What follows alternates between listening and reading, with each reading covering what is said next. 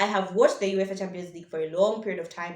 I have watched the Europa League. I have watched so many games all throughout my entire life to know that 3-0 is not a good scoreline.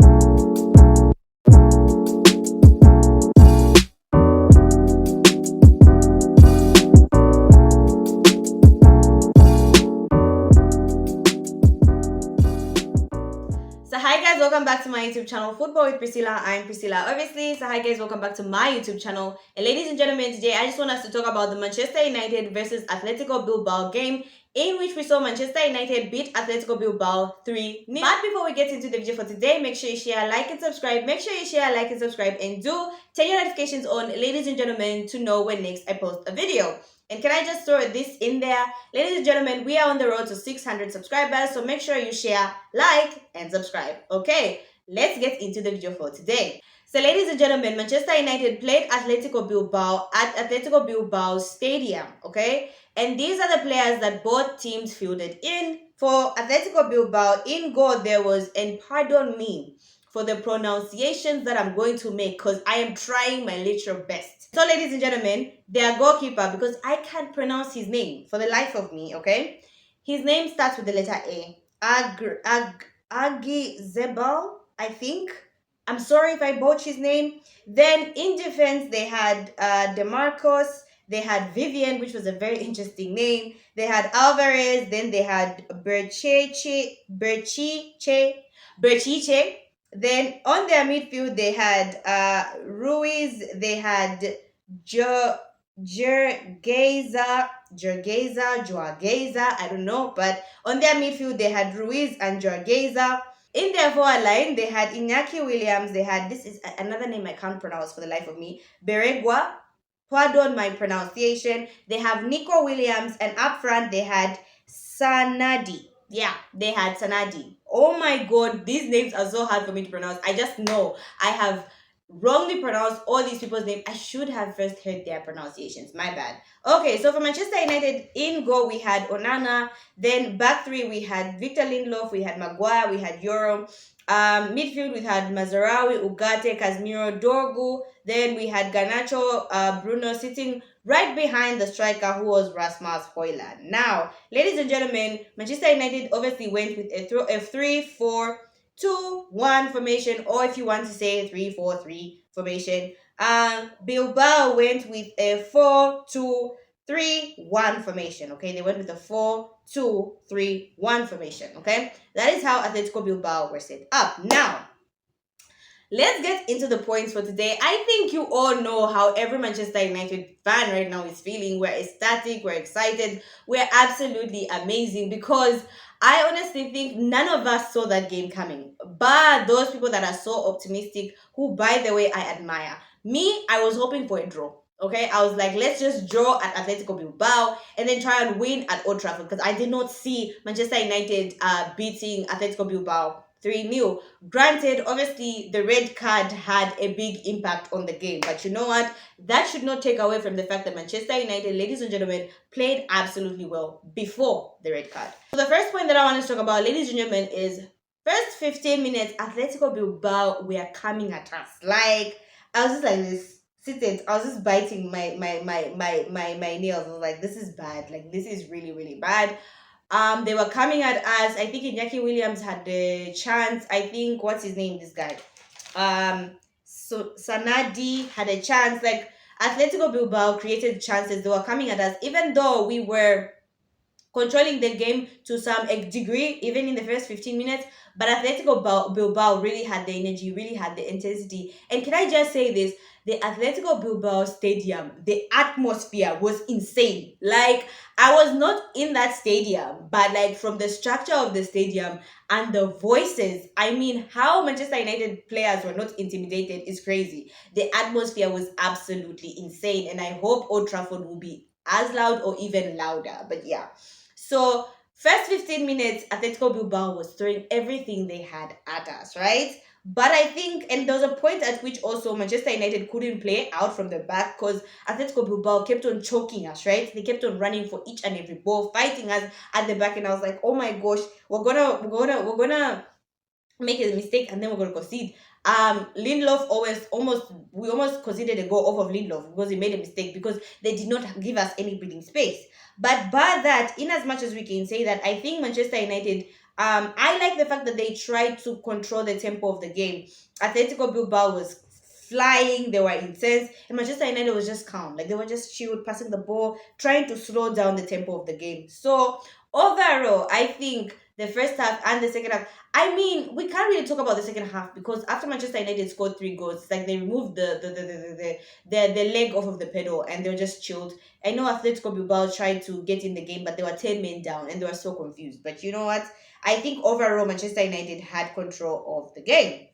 The other thing that I want to talk about, ladies and gentlemen, was the penalty. Now, for me, that was a penalty. I saw it, I was like, it's a penalty.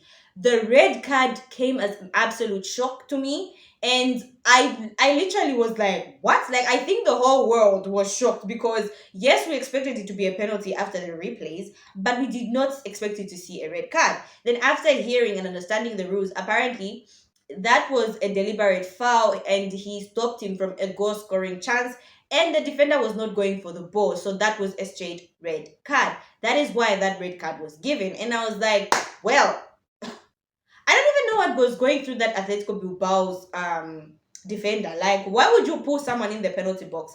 And sad for him because I know he misses the next match. So hey. So before I can go into the individual brilliance in this game, the other point that I want to talk about, ladies and gentlemen, is how, for me personally, right? I wanted us to score at least 6 goals. Like I wanted us to kill off the game. I have watched the UEFA Champions League for a long period of time. I have watched the Europa League. I have watched so many games all throughout my entire life to know that 3-0 is not a good scoreline. Like I'm not trying to jinx it. I'm not trying to be negative, but 3-0 is not a comfortable scoreline. I have watched football where Barcelona scored 3-0, okay, at Anfield and ended up losing the game 4-0 at the Camp Nou. It's absolutely crazy. Football is not your friend. Like, it's so unpredictable. So, for me, ladies and gentlemen, the 3-0 scoreline, like, whilst I get why people are hyped, I know it gives us a cushion and one leg into the final, we don't know what can happen at Old Trafford. Something crazy might happen, and Maguire red card. Let me not jinx it, but any of the players gets a red card, and the game is flipped, and we are all anxious. So for me, I would have wanted them to kill off the game.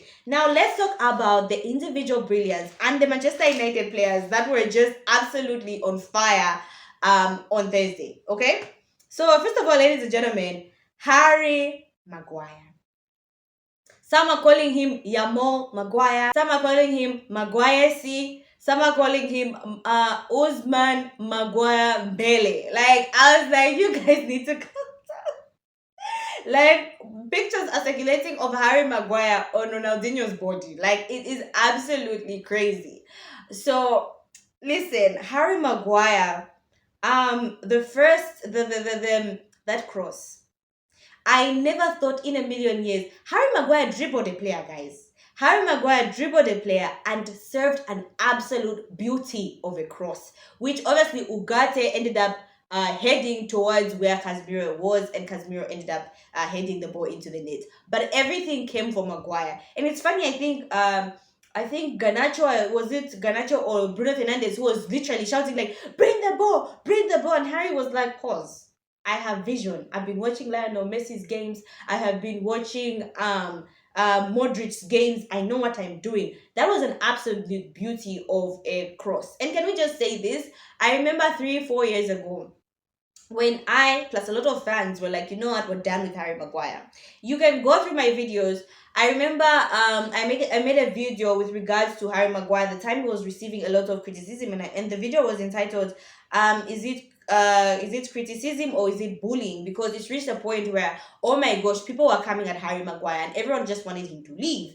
And the absolute mentality that he has shown is amazing. Like, people literally were ready to sell Harry Maguire. West Ham, was it West Ham that were ready to buy Harry Maguire? And Harry Maguire just said no. He's gonna make a name for himself, and you know what? Kudos to him. Whether we win the Europa League or not, I think Harry Maguire deserves a lot of praise this season.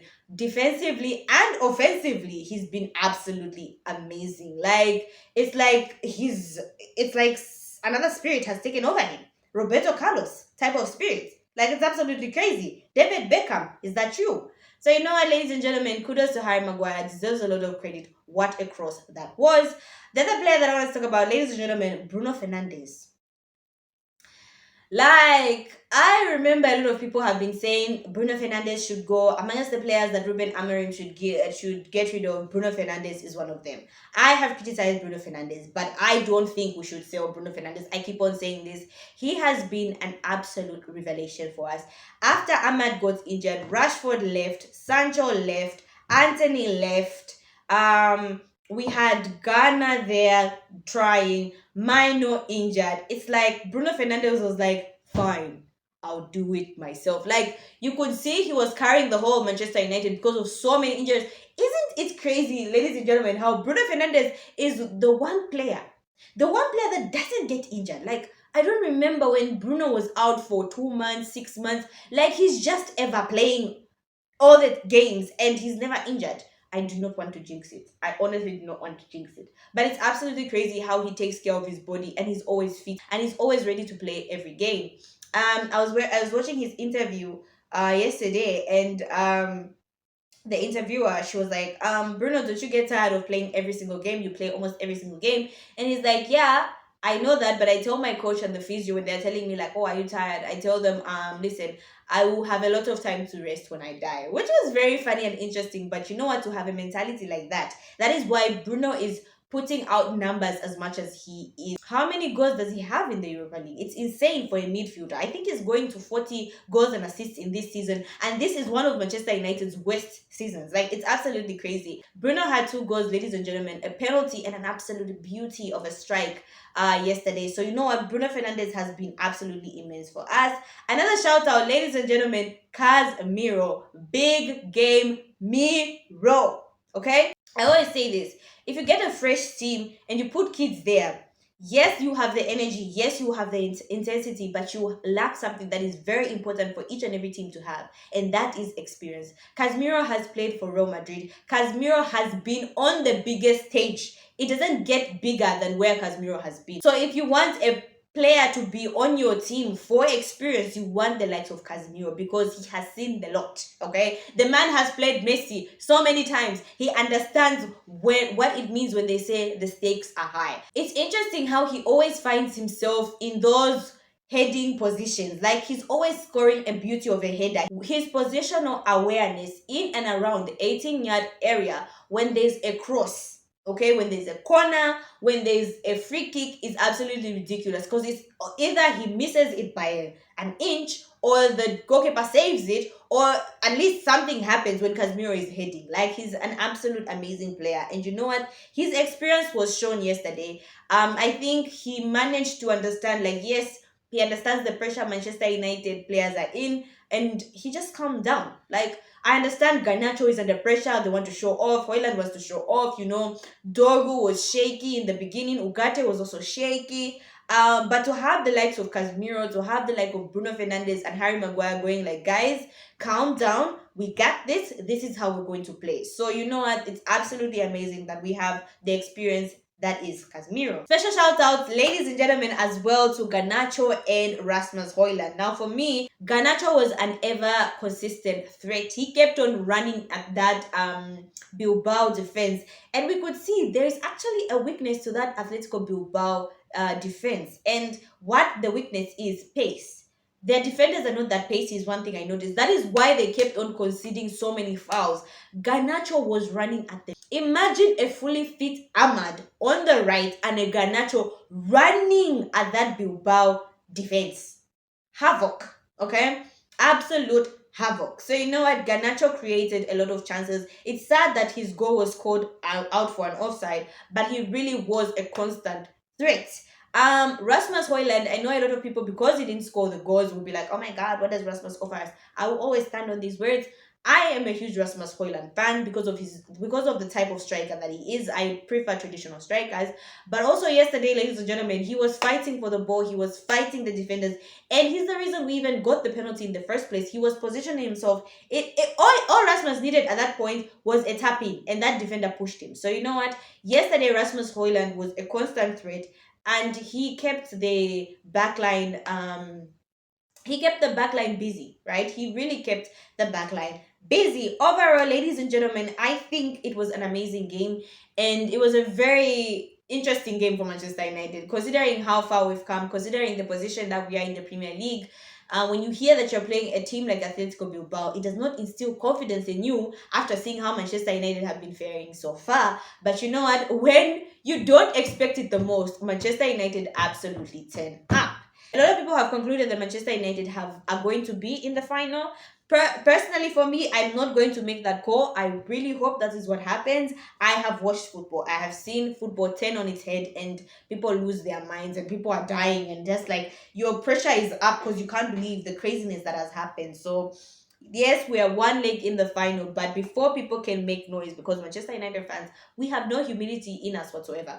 Before we can make noise, ladies and gentlemen, I think let's calm down, wait for the second leg at Old Trafford, and then after that we can make noise. For me personally, I'm not saying we're in the final. Hell no. I'm just gonna wait for Manchester United to play. At Old Trafford, then I'm going to be excited about the finals. So that's all I had for you guys today. Thank you so much, guys, for watching. Make sure you share, like, and subscribe. Make sure you share, like, and subscribe, and do turn your notifications on, ladies and gentlemen, to know when next I post a video. Bye, guys.